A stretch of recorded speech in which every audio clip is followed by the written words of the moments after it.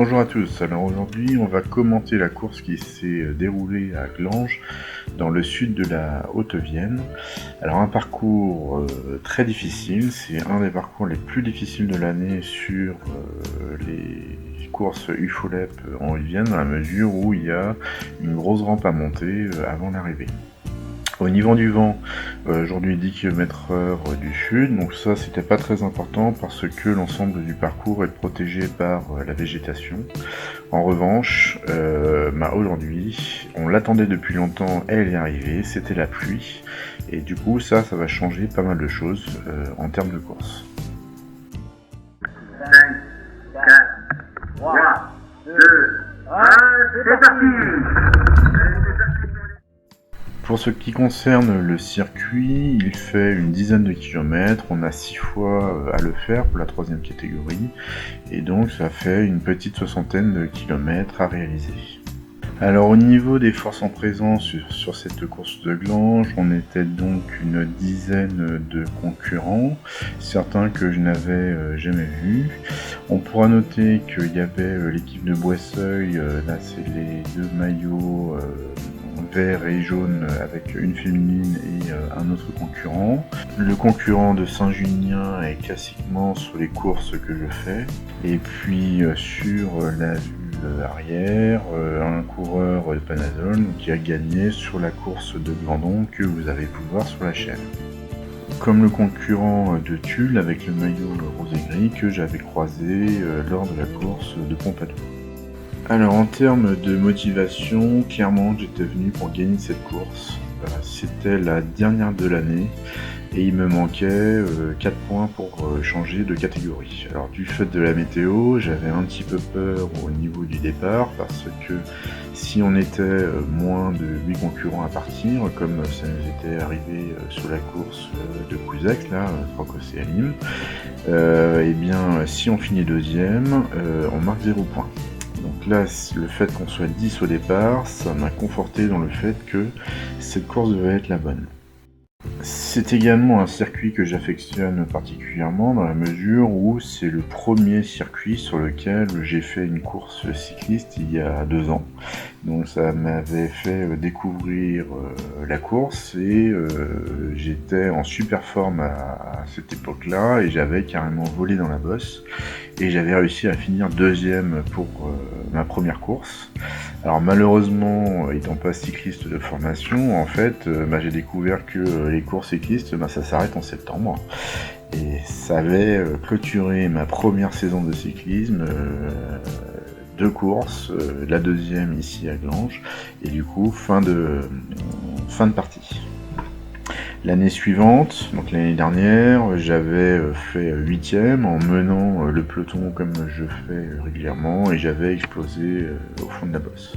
Donc là clairement j'étais venu pour gagner et puis je m'étais dit attends quelques tours, donc c'est pour ça que vous voyez placé derrière et puis voir l'opportunité et voir repartir 2 tours avant la fin.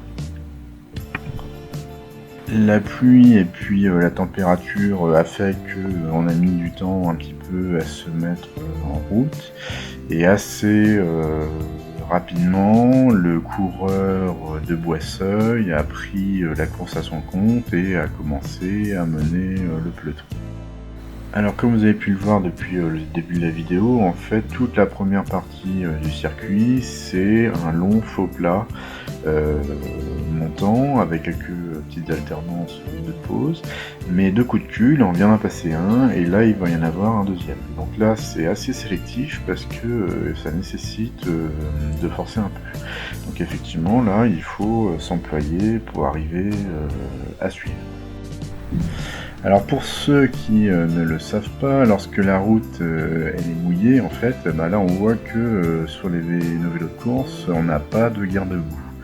Et ce qu'il faut savoir, c'est que quand on est dans la roue de quelqu'un, là exactement dans la position dans laquelle je suis, lorsque la route est un peu mouillée, en fait on s'en prend mais plein la tronche, ça se fait arroser littéralement. Vous verrez au cours de la vidéo, notamment sur la vue arrière, tout ce qui va gicler lorsqu'on va être sur des parties un petit peu mouillées.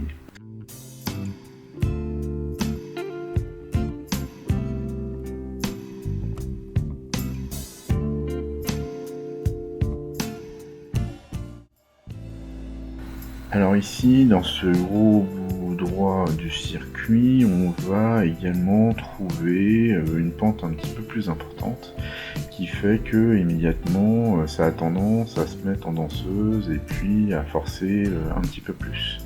Donc ça va amener forcément des attaques comme celles qu'on va voir ici. Et là, c'est la première étape qu'on va avoir sur le circuit. Et donc là, ça m'a permis de jauger un peu un des concurrents que je connaissais pas, là, qui essaye de partir au train, en facteur, comme on dit, en accélérant progressivement pour essayer de sortir. Donc là, je me suis dit, bon, bah ça va, c'est pas trop franc, c'est tout de suite pris en charge. Et du coup, bon, bah c'est cool.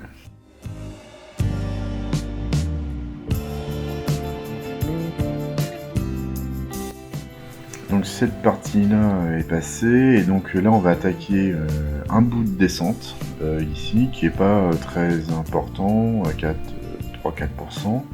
Et par contre là, le gars qui a lancé la première attaque, en fait là, il s'est mis à descendre franchement. Et ce que nous a dit l'organisation au briefing, c'est attention à ce virage-là, il est hyper dangereux. Et effectivement, quand on arrive dessus lancé à 50 km/h, il faut freiner. Et le problème sous la pluie, c'est que les vélos, ça freine vraiment très mal. Donc du coup là je me suis dit, pas cool quand même de lancer une attaque à l'endroit au premier tour, l'endroit le plus dangereux du circuit. Voilà, donc là ça a un peu serré les fesses. Et les freins, malgré l'équipement que j'ai, donc c'est des roues aluminium qui sont censés freiner un peu pas trop mal sous la pluie, c'était un petit peu la petite frayeur. Alors toute la suite du circuit, là sur la tranche qu'on voyait en bas sur la carte, ici ça va être tout un ensemble de petites montées, petites descentes, très sympa, avec des alternances de virages, etc., qui nécessitent quelques petites relances, et puis ça nécessite également de prendre des trajectoires correctes.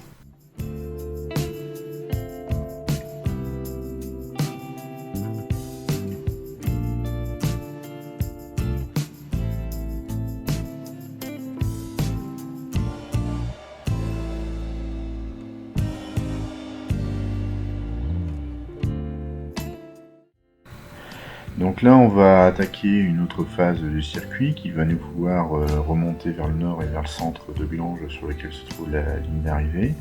Et ici, on est sur un virage assez serré et on est à 35 km/h, et sous la pluie, on peut se poser la question de oula, est-ce que ça va tenir ou pas. Alors au moment de la reconnaissance, j'avais vu que ça passait globalement bien. Et c'est suivi ce virage-là par un petit coup de cul, et on voit que c'est effectivement propice aux attaques, avec un départ du concurrent de Saint-Junien que je vais laisser partir. Donc contrairement à d'autres courses, là j'avais décidé dans l'objectif de gagner cette course de laisser faire. Je pensais être en capacité de revenir sur ce concurrent si nécessaire, et je pense pas qu'il soit capable de mener une échappée en long cours.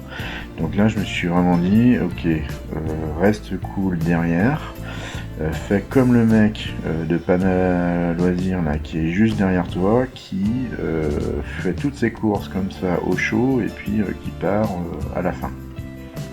Et donc la chasse en fait elle est pas trop menée, et il commence à prendre un petit peu de distance.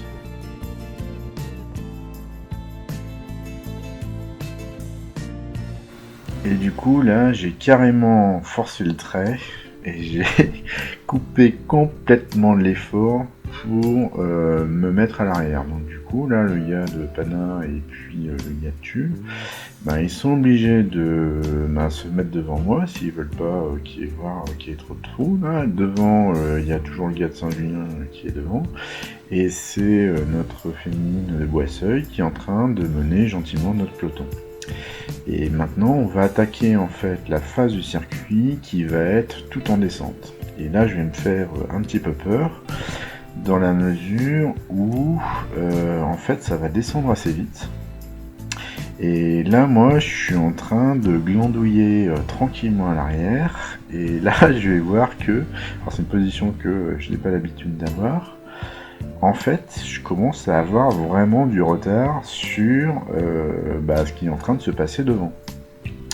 Et du coup, ici je suis hyper mal placé dans la trajectoire, donc là j'étais trop à gauche, donc j'ai un peu flippé avec la vitesse à laquelle on est. Donc là ça continue, ça tourne à gauche, à partir de là on arrive sur un segment de descente où en fait on peut rouler à bloc, parce que derrière ça va remonter, et effectivement ici plus on arrive vite à cet endroit là, plus derrière le coup de cul là sur lequel on est actuellement va être facile à passer. Alors en revanche ici on va attaquer deux virages. Donc là on va passer le carrefour avec les signaleurs, et ici il y a un tag point d'exclamation au sol, attention danger. Et là je me suis fait également un petit peu peur en passant. Par contre j'ai emmagasiné pas mal de vitesse à cet endroit-là. Et ce qu'il va y avoir à la fin de cette descente, en fait, ça va être le début de la bosse du circuit.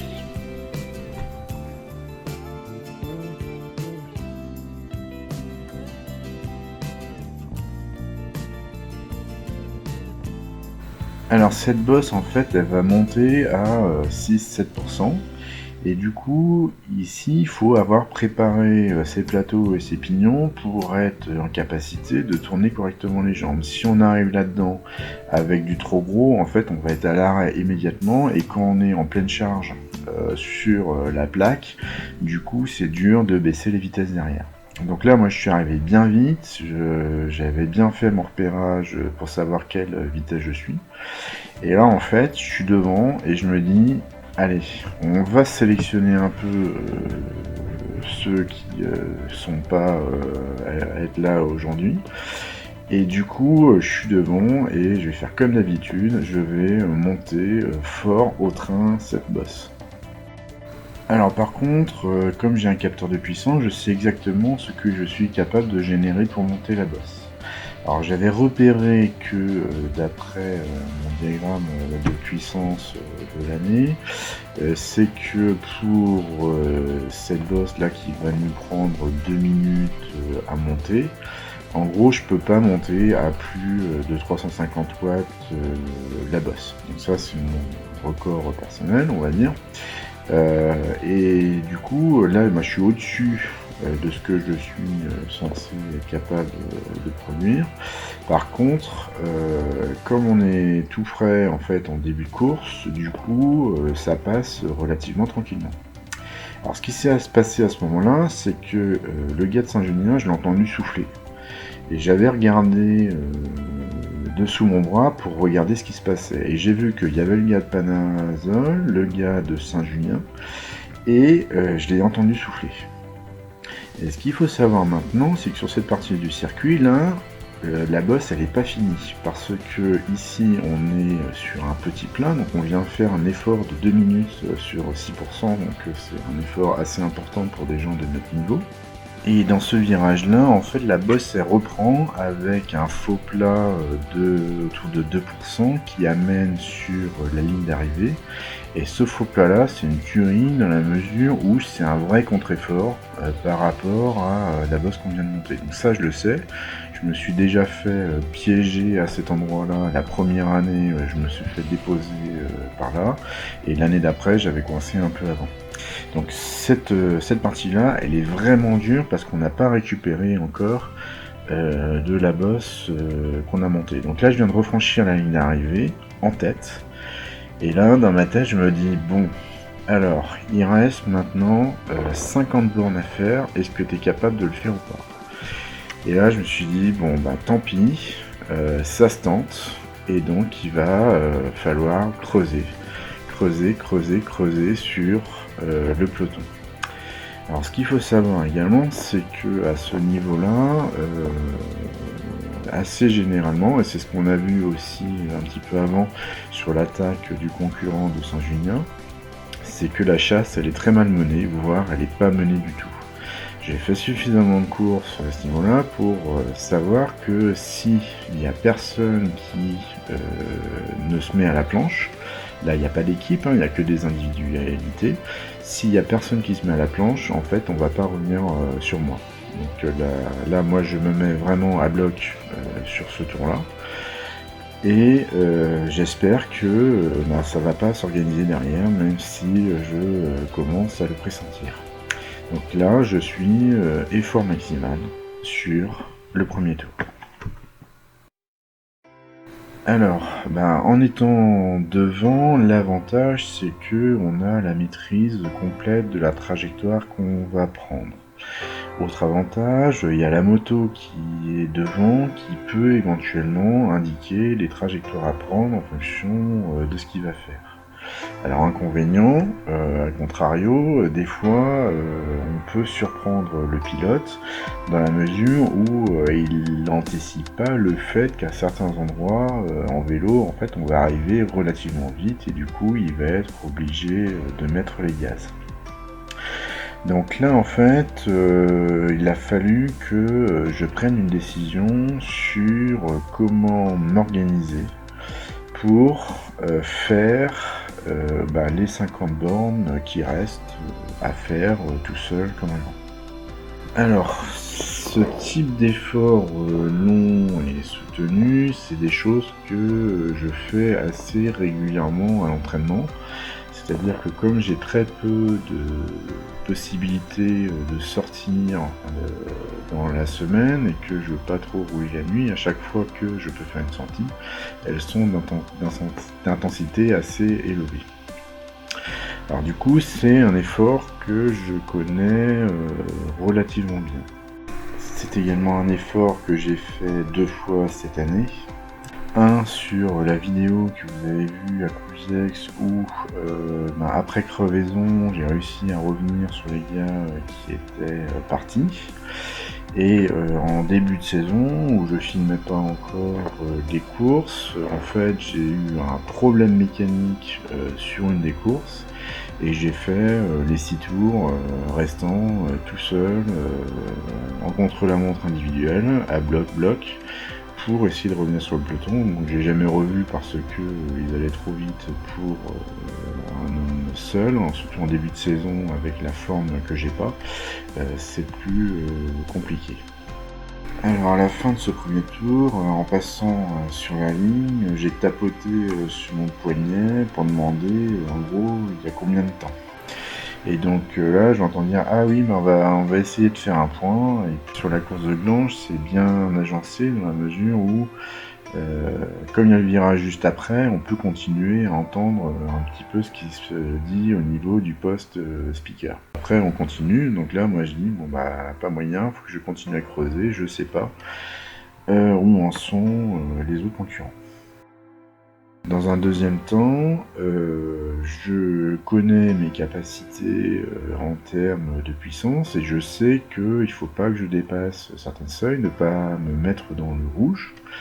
Et donc je vais décider ici de toute la partie montée en faux plat qui est sortie de la ville jusqu'au virage en dangereux là à 90 degrés, de le faire à fond en récupérant à l'intérieur de la descente, et toute la partie en bas du circuit qui est relativement roulante, de la faire à bonne vitesse dans les descentes, bien relancer dans les virages, bien relancer dans les coups de cul. Et puis derrière, la grande descente qui amène sur l'arrivée, il n'y a qu'à se laisser glisser pour arriver jusqu'au bout. Enfin, il reste le problème de la bosse, et donc là, ce que je vais décider de faire, c'est de la monter au train, mais en dessous, largement en dessous de ce que je suis en capacité de faire, pour éviter de trop me crever dans cet effort qui peut être relativement intense. Et donc ce schéma de course, je vais le mener sur les 40 km qui vont rester à partir du franchissement de la ligne qu'on va voir dans quelques instants. Donc à ce moment-là, je suis en train de finir mon 3e tour, et là ils me disent 1 minute d'avance lors du tour précédent. Donc, ce qui veut dire que il y a un tour, donc j'ai fait un tour complet depuis, j'avais creusé 1 minute sur le peloton. Donc là je me suis dit, cool, 1 minute ça se bouge pas comme ça, il va falloir quand même qu'ils s'emploient derrière s'ils veulent me ramener. Donc du coup ici ça m'a grandement rassuré sur la façon dont j'allais pouvoir mener. Je savais que j'avais de la marge et que je pouvais éventuellement m'économiser tout au long du circuit restant.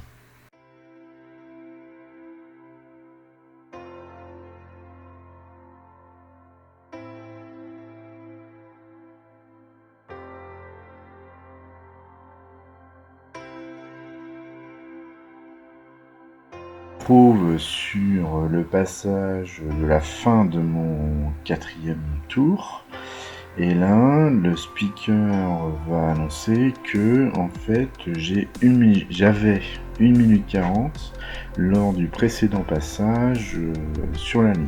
Donc du coup là je me dis ok, il reste 2 tours à faire, tu viens de rentrer dans le 5e, tu as 1 minute 40 minimum d'avance si ils ne se sont pas énervés. Alors par contre, musculairement à ce moment-là, avec les 3 tours que j'avais fait en tête tout seul là, quand même, j'ai commencé à sentir que que la fatigue était en train de s'installer. Donc ici j'ai un peu réduit l'effort, j'ai pas mal bu, j'ai pris un gel, j'ai pris une pâte de fruits aussi, de façon à remonter mon taux de glucose par rapport à l'effort qui allait rester.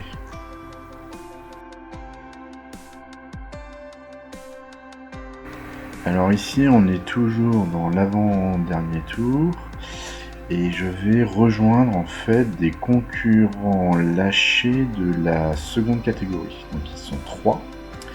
Et là j'arrive plus vite qu'eux et je vais passer devant eux. Donc comme j'ai souvent critiqué ça, je voulais quand même laisser. Donc là on a un concurrent de 3e et des concurrents de 2e. Donc ce qui va se passer en fait, c'est que contrairement à des fois où les concurrents de 2 jouent sur la 3e, la première vient aider des 3e, voilà, enfin il y a des mélanges de catégories qui sont pas très cool. En fait là, ils vont se mettre dans ma roue autant qu'ils peuvent. Voilà, et ils vont profiter du travail que je vais fournir pour revenir. Alors là, le truc c'est que moi en fait, je suis toujours dans mon échappée, et donc après les virages je relance, dans les côtes je relance, dans les coups de cul je relance, et puis par contre dans la bosse je récupère, et à chaque fois que c'est roulant, et je roule. Donc, ce qui va se passer, c'est qu'en fait, ils vont avoir du mal à me suivre, sauf dans la bosse où là, ils ont un niveau largement au-dessus du mien. Par contre, à aucun moment, ils ne vont me passer de relais. Donc, on est maintenant sur la fin du 5e tour, et là, le speaker, il me dit 3 minutes d'avance sur le peloton. Et là, je sais maintenant que j'ai course gagnée, j'ai plus qu'un tour de circuit, il y a 20 minutes pour faire le tour, jamais ils vont rentrer sur moi, et du coup je sais que j'ai gagné la course, sauf problème mécanique. Mais bon, ça c'est un truc qui ferait rager, mais bon, c'est pas arrivé, et donc je vais aller comme ça au bout de la course en continuant à dépasser. Ici c'est des 4e catégories, des jeunes, etc. Alors le dernier franchissement de boss, il m'a vraiment fait mal aux jambes. Si j'avais été dans un peloton à ce moment-là, je me serais fait larguer, clairement, hein, impossible de répondre à la moindre attaque. Là, j'avais trop mal aux cuisses. Et par contre, là, en arrivant sur la ligne d'arrivée, je me dis cool, c'est fait. Tu vas avoir tes points pour changer de catégorie l'année prochaine. Là, c'est un truc que j'essayais de faire depuis 3 courses. Une, pas assez nombreux pour faire des points. 0 points en étant classé deuxième. Une où il change le nombre de tours à réaliser sans que je comprenne qu'on ait moins de tours à faire. Et puis celle-là où je suis parti comme un kamikaze fin du premier tour pour arriver à finir cette course en tête.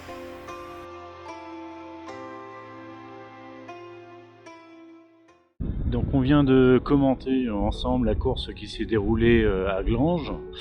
Donc que retenir de cette course? Dans un premier temps, je suis parti un peu comme un kamikaze dans cette histoire d'échapper tout seul. Finalement, coup de peau, j'ai réussi à tenir jusqu'au bout cette course. Deuxième chose, l'intensité d'effort pour une échappée solitaire. En fait, j'ai explosé ma performance FTP sur ce parcours-là. J'ai fait 5 tours à 92% de ce que je suis capable de faire. Donc j'étais vraiment à bloc dans cette extraction de peloton et dans la réalisation de l'échappée. Et finalement, ce qui était à faire sur cette course-là, c'était de marquer les points pour arriver à changer de catégorie, et de ce côté-là, c'est également le contrat rempli. Donc dernière course de la saison, objectif atteint, contrat rempli. Donc l'année prochaine, changement de catégorie. Et là, ça risque de pas être la même, les courses sont un petit peu plus longues et le rythme est un peu plus élevé. Par contre, le rythme est un peu plus lissé, donc on verra ce qui se passera. Donc il va sûrement se passer un peu de temps avant que je fasse de nouvelles vidéos. Salut, à plus!